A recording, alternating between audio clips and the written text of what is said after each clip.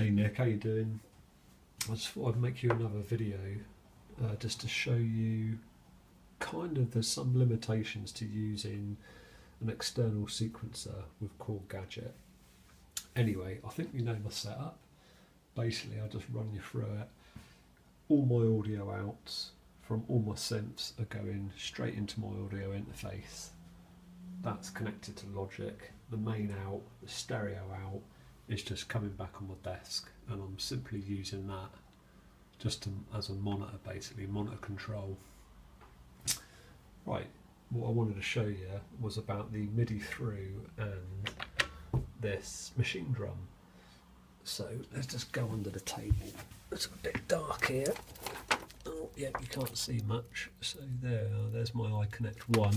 That's going to a MIDI through box. I've just got so many wires down here. Ouch. Right, so the MIDI out coming out, I've just got one MIDI out coming out from my machine drum. That's going into the MIDI through. The MIDI through has got 5 outs. One's going to the Thru, another one's going to the Korg Volca bass, the other one's going to that iConnect, which is connecting MIDI to the iPad. So on the machine drum, if I click here, what have we got here? I don't know if you can see properly. That's MIDI channel 8, which is Korg Gadget. MIDI channel 7 is the Volca bass. MIDI channel 6 is the Thru. So, but I want to tell you about the limitations first. It does work, and there is a little bit of latency. So that's all Korg Gadget. No, it's not. There's a Thru plan on there, so take that off. That's just the Thru. Very simple. If I show you the notes, they're like 1, 2, 3, 4, 5 notes. Just doing its thing. And Korg Gadget, I'm using just Bilbao. So if I bang that in, that's on MIDI channel 8.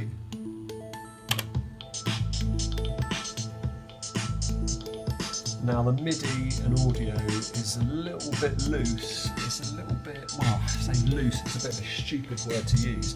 There's a little bit of latency, but it's only slight.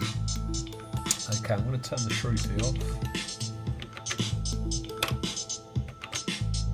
Let's get the notes up so you can see how it works now. That's all the notes I'm using for the Korg Gadget, for the sampler, Bilbao.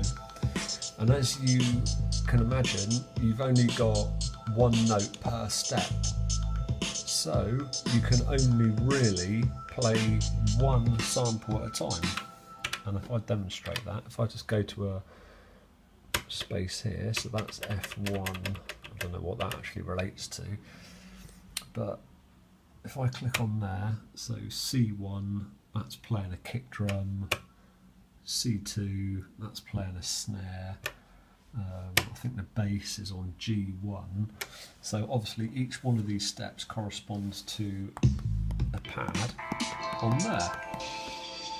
You can't layer it, you can't have kick, a snare, a hi-hat and a sample on one step. The only way round it would be as if you was to basically get up another MIDI channel. So I could go on my machine drum here, get up say MIDI channel 5, and then you'd have to set up another Bilbao with the same kit or your same samples on another MIDI channel.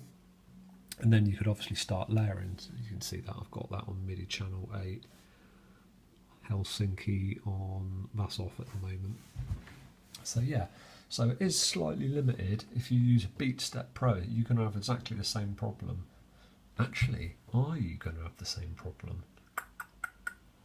No, you're not going to have the same problem with a BeatStep Pro, because you can have more than one part or one note, say, or one sample per step, because you've got, I think it's about 16 separate parts for your, where are we? Yeah, for your drums on MIDI channel 10, or the basic, you know, your drum channel. So 16 parts per step, whereas you've only got one part per step on this unless you set up another MIDI channel. So there are limits. I mean, it's a great machine, don't get me wrong. But yeah, I'm wondering whether the BeatStep Pro would be your thing to hook up with Core Gadget. I'm going to have to do another video now and see how that actually works. But yeah, so aside from the slight limitation, obviously it's not a polyphonic sequencer, it's only monophonic.